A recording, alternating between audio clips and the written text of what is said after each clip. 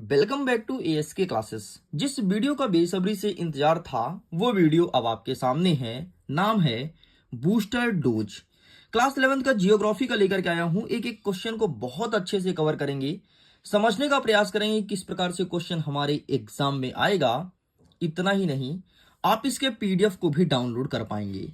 PDF को download करने के लिए सिंपल सा लिंक आपको मिलेगा वीडियो के डिस्क्रिप्शन बॉक्स में।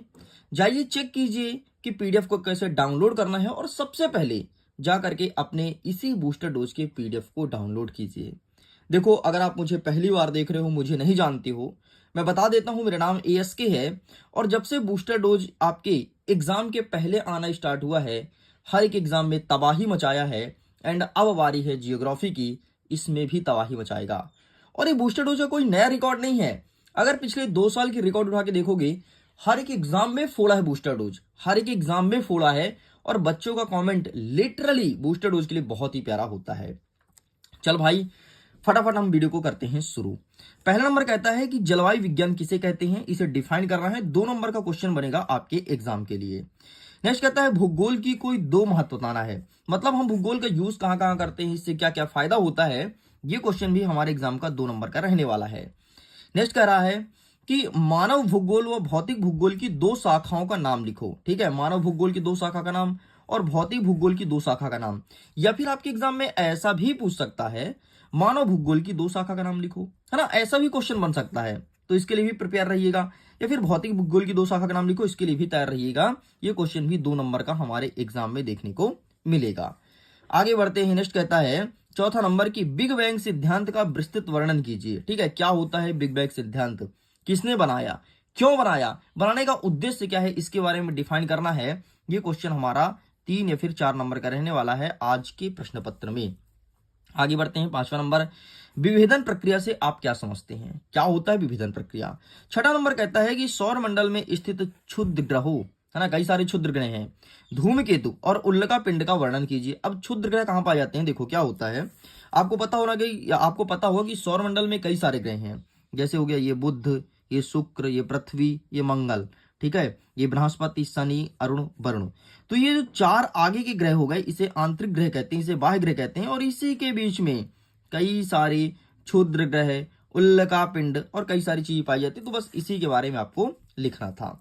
आगे बढ़ते हैं। नेक्स्ट कहता है 7वां नंबर कि पृथ्वी पर वायुमंडल और जलमंडल का विकास किस प्रकार हुआ है।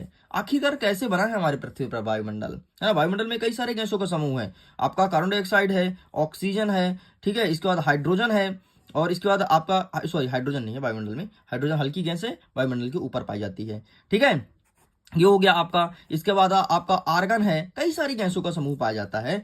एंड जलमंडल मतलब तो जानते हो पानी की बात कर रहा है, इसका विकास कैसे हुआ।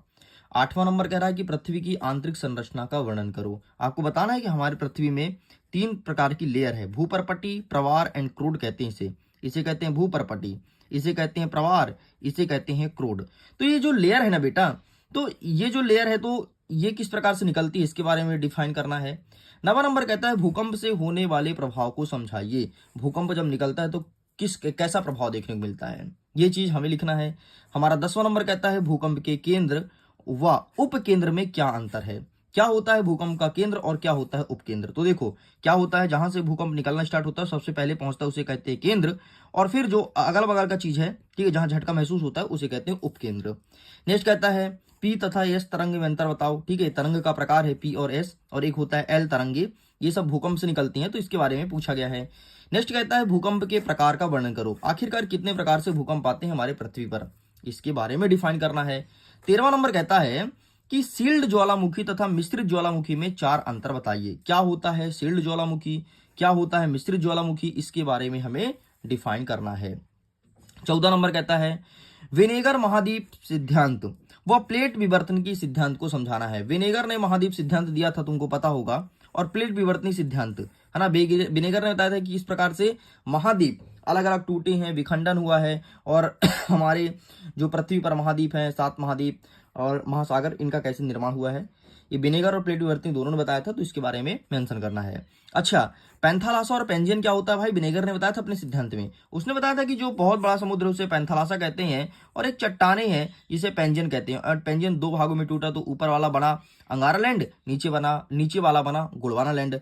अंगारा लैंड फिर टूटा, ये 3 भागों में बटा, एक उत्तर अमेरिका, दूसरा बना आपका यूरोप महाद्वीप, और तीसरा आपका एशिया बना। ये 4 भागों में टूटा, तो दक्षिण अमेरिका बना, ये अफ्रीका बना, ये आपका अंटार्कटिका बना, एंड ये ऑस्ट्रेलिया बना। ठीक, तो इसके बारे में बात कर रहा है।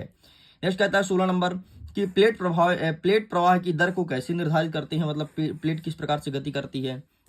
नेक्स्ट कहता है अंतर्जात और बहिर्जात बल क्या होता है ना, जो पृथ्वी के अंदर निकलता है उसे कहते हैं अंतर्जात बल, और जो बाहर आता है उसे कहते हैं बहिर्जात बल। इसमें डिफाइन करना है, एक बार बस देख लेना, डेफिनेटली तुम बहुत अच्छा करने वाले हो आज। नेक्स्ट कहता है कि अक्षय किसे कहते हैं, अक्षय के प्रकार का वर्णन करूं।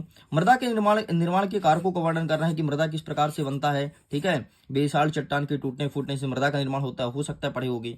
ठीक है, एंड 20वां नंबर कहता है कि अक्षय पृथ्वी पर जैव विविधता के लिए उत्तरदायी है, इसे स्पष्ट करना है। तो ये सब हमारे एग्जाम में देखने को मिलेगा। आगे बढ़ते हैं, 21 नंबर कहता है कि नदी द्वारा बनने वाली स्थलाकृतियां कौन कौन सी हैं। ठीक है, नदी कौन कौन सी स्थलाकृति बनाती है, तो तुम देखोगे कि नदी विसर्प का निर्माण करती है, गोखुर झील का निर्माण करती है। ठीक है, बड़े बड़े बड़े बड़े गार्ज और कैनियन का निर्माण करती है। ठीक है, देखो कैनियन क्या है, ले भाई पूछ लिया। ठीक है, पवन द्वारा बनने वाली स्थलाकृतियां कौन कौन सी है ना, बड़े बड़े टीले को उड़ा के ले जाती है पवन, और बड़े बड़े टीले का निर्माण करती है, साथ में कुछ इस प्रकार से और भी स्ट्रक्चर बनाती है। ठीक, तो इसके बारे में डिस्कस करना है। नेक्स्ट कहता है कि लैम्पीज किसे कहते हैं भाई, ये घास का मैदान है, कहाँ का है, अब इसके बारे में आप सर्च कीजिए। नेक्स्ट कहता है बरवाना किसे कहते हैं, और यू आकार की घाटी का निर्माण कैसे हुआ। कुछ स्कूल में पूछेगा बरवाना, कुछ स्कूल में पूछेगा यू आकार की घाटी कैसे बनती है। ठीक, नेक्स्ट कहता है कि भारत का अक्षांशीय और देशांतरीय विस्तार कितना है। बहुत ही तगड़ा क्वेश्चन है, 2 नंबर का प्रश्न है, बहुत सारे स्टूडेंट इसका आंसर गलत करते हैं, मैं थोड़ी समझाने का प्रयास करता हूं। ये ब्लैंक पेज है, ये रहा हमारा प्यारा हिंदुस्तान। ठीक, मैं हिंदुस्तान का मैप बनाता हूं भाई, हंसना मत गलती हो जाए तो। ठीक है, बाकी ये है मेरा प्यारा हिंदुस्तान।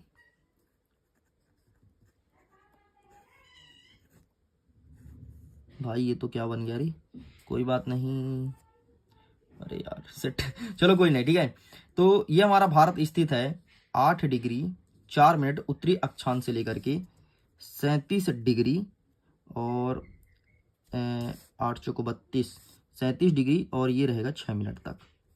ठीक, कैसे याद करोगे, ऊपर नीचे वाला 8 4 याद रखना। ठीक, अब ट्रिक बताता हूँ, देखो क्या करना है, 8 चौको 32 और 32 में से 5 जोड़ दो, 33 34 35 36 37। ठीक, 5 जोड़े तो इधर कितना है, 4 है, 4 में 2 बढ़ा दो 6, इधर का हो गया। अब देखो इधर कैसे याद करोगे, यहाँ से पहले 6 है तो तुम 6 लिख दो। ठीक, फिर 7 है तुम 7 लिख दो, लिख दिए 6 7, और बीच में क्या बचा 8, तो 8 लिख दो, तो 8 डिग्री 7 मिनट ये हो गया। ठीक है, अब यहाँ पर क्या लिखा है, 87 लिखा है ना, 8 और 7 87 होगा ना, तो यहाँ पे लिख दो 97 डिग्री, और कितना 7 है, तो 7 किससे बनता है, 2 और 5 से मिलकर बना है, तो ये देखो 2 और 5, ऐसे याद रख लो भाई। मैं भी हमेशा भूल जाता था, लेकिन मैंने ऐसे याद रखा है, और हर एक एग्जाम में अगर मैं आंसर लगाने बैठूं तो मैं कभी गलत नहीं करूंगा, क्योंकि मुझे कंठस्थता याद हो गया। ठीक, ये ट्रिक के माध्यम से, वैसे भूल जाता है यार, है ना। एक बार तो मैं क्या किया था, अपने फोन का पासवर्ड बना लिया था कि 8 4 37 6, 8 4 37 6। अच्छा, मुझे ये याद रहता था नीचे का, ऊपर ये वाला भूलता था। ठीक है, 68 7 97 25, तो मैं इसका फोन का पासवर्ड बना लिया था। पासवर्ड बनाने में मुझे क्या हुआ था कि 4 5 माह तो याद था, फिर गायब हो गए दिमाग से। अरे तो फिर मैं बोला गलत है, फिर मैंने अभी कुछ दिन पहले ट्रिक बनाई, एंड इसके थ्रू अब मुझे याद रहता है। देखो यार, हम भी इंसान है, हमें भी चीज़ भूलती है ना। कोई भी टीचर होता है ना, हर एक चीज़ का ट्रिक बना के याद कर रखता है यार अपने दिमाग में, लेकिन बच्चों को बताता नहीं है ना। चाहे फालतू का ट्रिक बनाई, लेकिन ट्रिक बना लेता है। आगे बढ़ते हैं, नेक्स्ट कहता है कि भारत का पूर्वी एवं पश्चिमी तट का नाम लिखो। अब देखो इसका पूर्वी और पश्चिमी तट का जरा नाम देख लो भाई, है ना। ये है हमारा पश्चिमी तट, इसे कहते हैं पूर्वी तट। पूर्वी तट और पश्चिमी तट दोनों को बांटा गया है 3 भागों में। यहाँ से स्टार्ट होता है और यहाँ से इसे कहते हैं उत्तरी सरकार, इसे कहते हैं आंध्र का तट, और इसे कहते हैं क्या, इसे कहते हैं, इसका नाम भूल रहा हूँ, कोरोमंडल तट। हाँ, कोरोमंडल तट कहते हैं। अब इसे कहते हैं कोंकण, इसे कहते हैं कन्नड़, इसे कहते हैं कोंकण, इसे कहते हैं कन्नड़, और इसे कहते हैं मालाबार। ठीक है, मालाबार तट, ये केरला वाला मालाबार तट है। तो इस प्रकार से नाम लिखना था। चलो आगे बढ़ते हैं कि भारत को उपमहाद्वीप क्यों कहा जाता है, आखिरकार क्यों कहते हैं। तो सिंपल सा यार, तीनों ओर पानी है, तो जिधर तीनों ओर पानी होता है उसे उपमहाद्वीप ही तो कहते हैं ना। और महाद्वीप किसे कहते हैं, जिसके चारों तरफ पानी हो। नेक्स्ट कहता है क्या भारत को एक से अधिक मानक समय रेखा की आवश्यकता है? यदि हाँ तो आप ऐसा क्यों सोचते हैं? हाँ अगर होता तो ठीक रहता, है ना। एक स्टैंडर्ड टाइम यहाँ से निकला है मिर्जापुर से, है ना, मिर्जापुर फिर नैनी कह सकते हो। तो ये कितने में निकला है? ये निकला है 82 डिग्री और 82 डिग्री और 1/4 भाग से निकला है।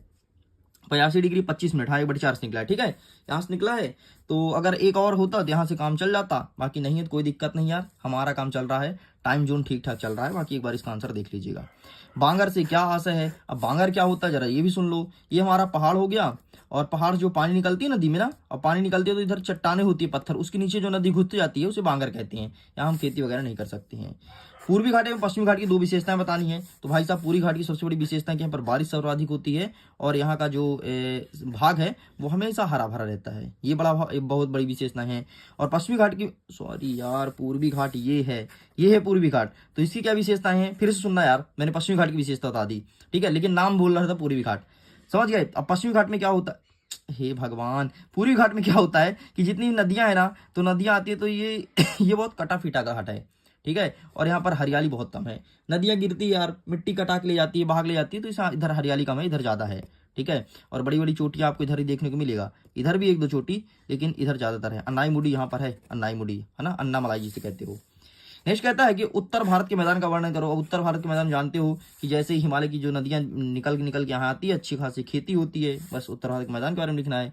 हिमालय का महत्व बताओ, मैंने बता दिया, नदियां को भाई रोक के रखता है, जलवायु को परिवर्तन करता है, और साथ ही हमारे भारत देश में बारिश कराने में बड़ा सहायता है, ठीक है। मानचित्र में दिखाना है पर्वत और खाड़ी झील। अच्छा पर्वत पूछ सकता है, ठीक है, जैसे पूछ लेगा हिमालय कहाँ है, अरावली कहाँ है, विंध्याचल कहाँ है, सतपुड़ा कहाँ है, और खाड़ी और झील से भी क्वेश्चन देखने को मिलेगा। एवं तराई और भावर में क्या अंतर है? अब मैंने देखो तराई किसे कहती है, ये पहले भावर हो गया, ठीक है, और भावर के बाद आता है तराई। तराई में खेती होती है, भावर में कभी खेती नहीं होती, ध्यान रखना, क्योंकि नदी क्या होता है पत्थर के नीचे घुस जाता है और तराई क्षेत्र में निकलता है, ठीक। तो इस प्रकार से तुम्हें लिखना है।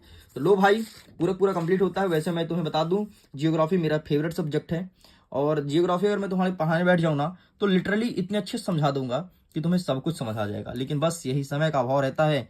लेकिन टेंशन मत लो, वार्षिक परीक्षा में जैसे हमारा टाइम टेबल आता है और टाइम अच्छा खासा मिलेगा, तो मैं तुम्हें बहुत अच्छे से एक्सप्लेन करके बताऊंगा, और जियोग्राफी को तो फोड़ दोगे।